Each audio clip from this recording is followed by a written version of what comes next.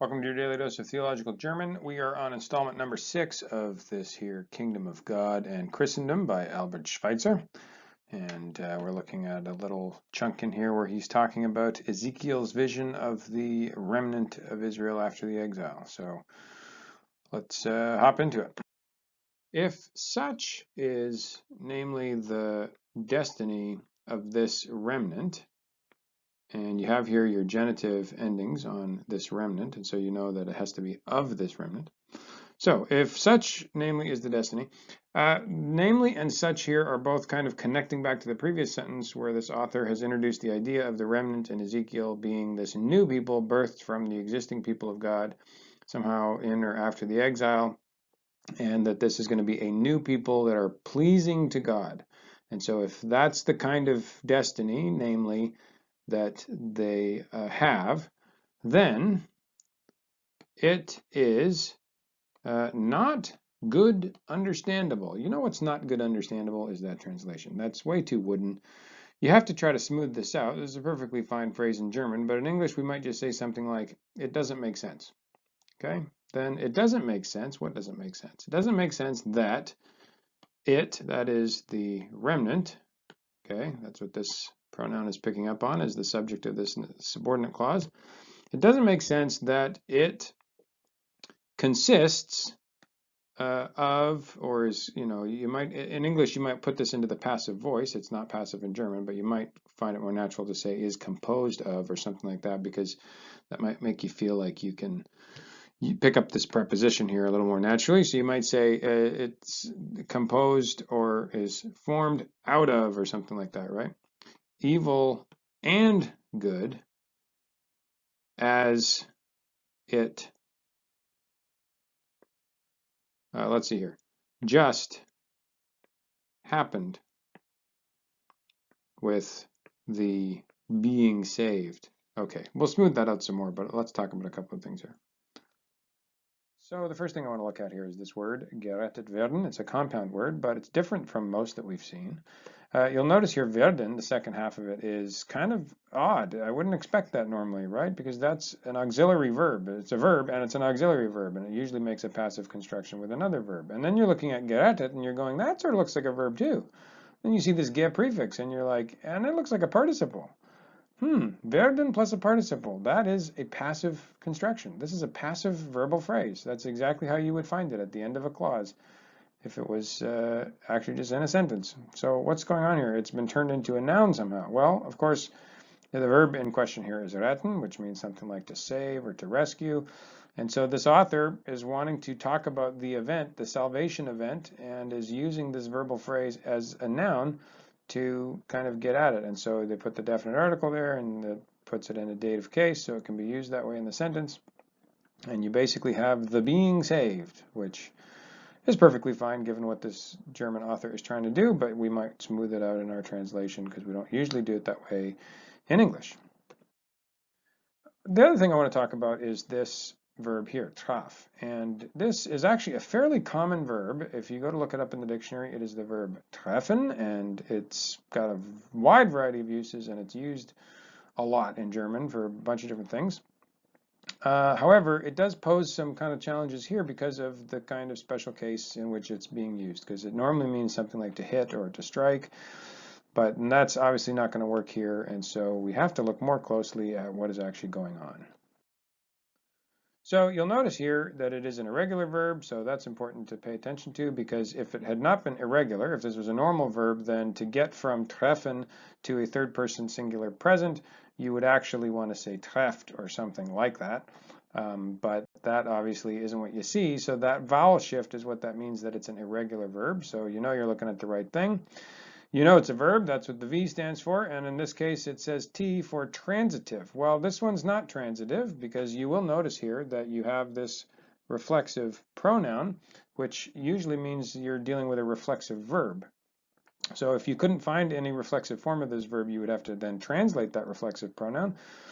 But as it happens, there should be a reflexive form of this verb because we see that this is only the first entry for this verb. So what are the other ones?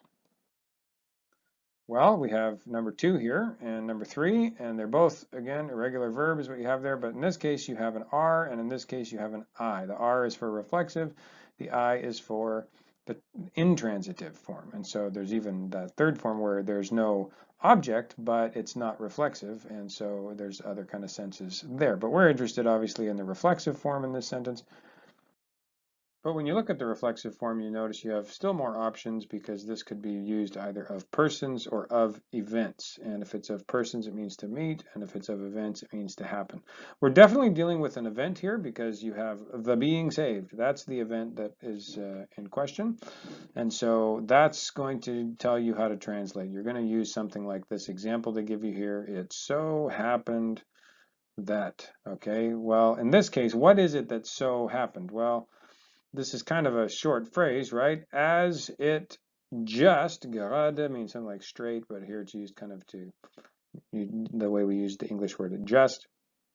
As it just so happened with the being saved. And that's going to then go back in to the rest of the sentence and kind of connect to this idea of the evil and the good. They just so happened to be whoever they were that were being saved, either evil or good, and they're just all in the mix. That's kind of the sense there. But we can look a little bit further at smoothing out the sentence and getting the context from the rest of the book, actually, or the sentences that follow in just a second. But I want to talk about one other thing, and that is this conditional up here. So I translated this with a conditional. I said, if such is namely the destiny of this remnant. And so the reason I got that if is because your verb is up front. Remember, verbs in German are always supposed to be in second position. And if they are at the beginning of a clause completely, you're basically dealing with one of three things. It could either be an imperative, okay? And so you will form imperatives by putting the verb at the beginning, right? Go. We do that in English too, actually. If you were forming a question, you would also put the verb at the beginning, right? And so that would be the other case. And then finally, you have in German conditionals. I'll make a video sometime. If you haven't seen my special edition from last week, you should go check it out. It's a longer video, but it talks about how separable verbs are basically the same as something that we do in English very similarly. And I'll make a video sometime about the German conditional because it's another confusing thing in German how you can form a conditional by just putting the verb at the front of the sentence. But we actually do that in English as well. I just can't think of a specific example right now, but we do sometimes do that. But that is how they do it in German, and so you just got to get used to recognizing that. If the verb is at the beginning of the sentence, you should ask yourself, is this an imperative, is it a question, or is it a conditional? Because it should be one of those three things. The other dead giveaway that it's a conditional is that it follows up with this clause beginning with zo, and that's very often how you will get the then side, right? The what's it called? The apodosis of the conditional statement. And so that's a typical way of introducing it in German with zo. And so if you see zo and you had your verb at the beginning, you should know it's conditional. And so now I just want to quickly translate the whole sentence again and try to build in the context, because basically what this author is going to be saying next is that Ezekiel would expect everyone to be good. There should be no evil in there.